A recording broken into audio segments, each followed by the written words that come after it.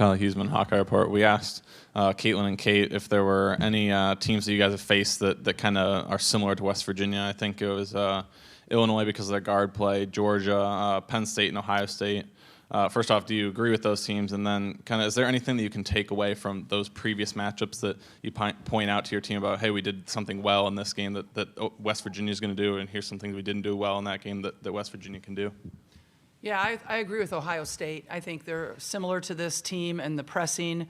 And, you know, we handled Ohio State's press well. We handled Penn State's press well. So that's going to be the goal tomorrow because they are very, very good. Very good at creating. I mean, they force 24 turnovers a game. We cannot afford to turn the ball over that many times. They count on it, and they get easy scores off those turnovers. So we have to do a good job of taking care of the ball. Right here in the front. Hi, Tanner Mounts, U92 Radio. You know, obviously the goal will be to not turn the ball over, but, you know, many teams go in with that mindset and they still get turned over. If West Virginia is able to turn you over that many times, is there other things that you can do to kind of make up for those turnovers? I mean, threes are greater than two, you know, I mean, that's really, right? Like, it's about possessions, and if you turn the ball over, you're in trouble. I mean, possessions are so important. But, you know, if we control possessions, we're the #1 team in the country in points per possession. So we have to do a good job on the boards, and we have to do a good job valuing the ball. Luke Blaine, Daily Athenaeum. You've played two teams from the Big 12 in Kansas State and Iowa State. Is there anything that you can take away from those matchups that you might try to emulate in this one, or is it a completely new challenge? I think it's a new challenge. I mean, you know, we played those teams such a long time ago. I've watched their films against West Virginia, but again, those were a long time ago. I think our team is different. The last time we beat Kansas State, we didn't have Hannah Stuelke. She wasn't available. She was unhealthy at that point. So, you know, hopefully having her will help us. Kyle? We talked with the West Virginia head coach, Mark Kellogg, and he mentioned that he feels like they're a team that can play a slower game if they need to. They can play a little bit faster as well. Is that something that you see from them, that they can kind of do both those things? They can excel if you find yourselves in either type of game? Oh, I agree. I think that they can change up their press to do whatever they want, speed you up or slow you down. So they do a really good job with that. Over here on the left. Steve, just a second. Steve Silverman, Ivy Hoops Online. Coach, I think during the first round, 31 out of 32 higher-seeded teams won. Meanwhile, on the men's side, you see upsets happening and all this hoopla over that. And of those 31 teams, 16 of them played on their home court. Do you think it's time for the women's tournament to reconsider awarding 2 home games to the top 16 teams? I don't think so. I don't think we're there yet. We tried it. I've been around long enough that we did try that for a while. It was very unsuccessful, and that's why we abandoned it. Went back to this. We tried 8 games at a neutral site, or 8 teams at a neutral site, and it didn't work. I think it is a huge advantage to the top 16. But maybe they deserve it because they worked on, did it during the year. So maybe they deserve it. You're going to give up a crowd like this and a television, experience like this in favor of going to a neutral place? I don't think so. Scott, 1 second. Hi, Scott Docterman with The Athletic. I wanted to ask you about Kate Martin's impact on this program since the day she walked in. She talked about learning from Megan, learning how to become a good teammate when she had an ACL, to now where she's seems to be one of the greatest captains you've ever had. Mm-hmm. What's been her impact and what's her legacy? She truly is one of the best captains I've ever had. I mean, I put Sam Logic up there, Kate Martin. What makes Kate so tremendous is she works so hard all the time. So she demonstrates, the level of play that you want out on the court. But she's also communicating. She's our best communicator on the floor, whether she's pumping people up or whether she's communicating, defensive calls and skills, that sort of thing. So she's the first person that will hold people accountable. And she's also the first person that'll pat everybody on the back when they need it. And she builds people up. I think that's the biggest thing about a leader, is when you can make the people around you better. And Kate Martin has done that. And she's going to be a fabulous coach. I'm not going to want to coach against her because she's going to be really, really good in time. Aaron Parker, U92 Radio.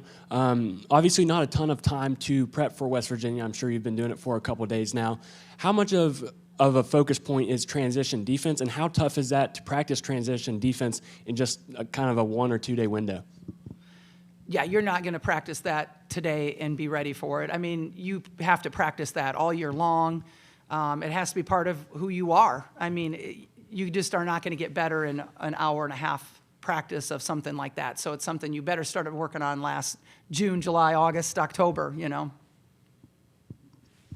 Kyle. We talked about how West Virginia's defense can lead into their offense, but when they get into the half court, just what things do you see from them on their half court offense that could be a challenge for you guys?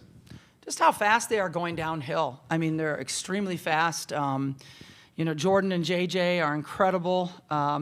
They've, I think feed off each other really well, but they are very quick going downhill. I think Lauren Fields is an excellent spot-up three-point shooter. So, I mean, you got your post Kylie that can come out and hit threes too. So, defensively, it's tough to match up with them just because of their speed.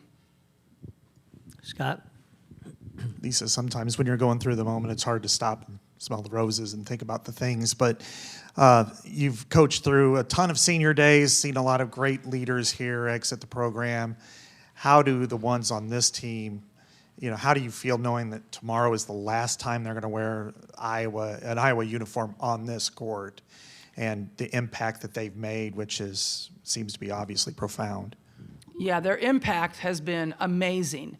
And it's not only an impact on our program, it's an impact on the entire state of Iowa. It's an entire, our community, our university. I think women's basketball nationally, I truly believe that this team has elevated the play, the enthusiasm, the excitement for women's basketball across the country.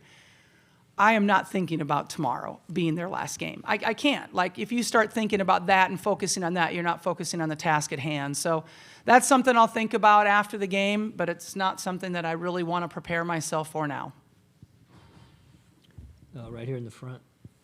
Here in the front.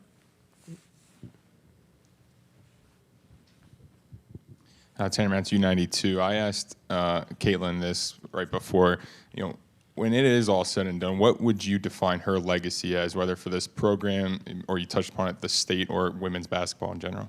For Kate Martin specifically? Caitlyn, sorry. Caitlyn. Oh, Caitlyn. Goodness, she's the face of women's basketball across the country right now. And so absolutely she's elevated this game. And, she really creates a lot of buzz. So, whether it's good or whether it's bad, it's a buzz out there. And I think she's taught, people that they can be passionate about this game, competitive about this game, and they don't have to hide their feelings. I think there's a whole lot of little boys and girls that are playing basketball right now because of her, because of watching her play and her inspiring, the next generation of basketballers. Go ahead, right here. Hey, Coach, forgive me, I was in the locker room, so if I ask something that's repetitive, I apologize for that. But I was asking Caitlyn about this. When you're a real guard-dominated team, and I'm not shortchanging your postgame at all, but you've got so much experience on guards, is it easier in some ways to prepare for another team that's guard-dominant, or does it really make much difference? I don't know if it makes a whole lot of difference. I haven't thought about that. And I do think our post play was good yesterday. Even with Hannah going 0 for 2 and not playing many minutes, we were 11 for 16 from the field with our post play. So I think they did a nice job. But certainly when you talk about Iowa, you talk about our guards right now. Steve. Steve Silverman, Ivy Hoops Online. Coach, yesterday in the Princeton-West Virginia game, Princeton actually had fewer turnovers than West Virginia in the first half, and more points off of turnovers and more fast break points. And we know what happened in the second half. So how important will it be for your team not to play a great 10 minutes against that pressure, not a great 20 minutes, but a great 40 minutes? Yeah, I think every game you play this time of year, you're playing against great people. West Virginia has a 21 net. They are a really good basketball team. I think that they're underseeded, or whatever you want to say about that. I think there should be really like a 7 or a 6 right now, or a 5, possibly. I'm not on the committee, so I can't make those calls, but I was really surprised that they were an 8 seed. And I'm sure they were, and they have something to prove about it. But I think anybody you play now, you've got to be locked in for 40 minutes or, you're going to go home. So that's the goal. And you're right. I think it hurt when Jordan got into foul trouble a little bit in the first half. I think, she's the front of that press, the kind of two-headed monster up there, and she's that, one of the principal parts of that. Scott.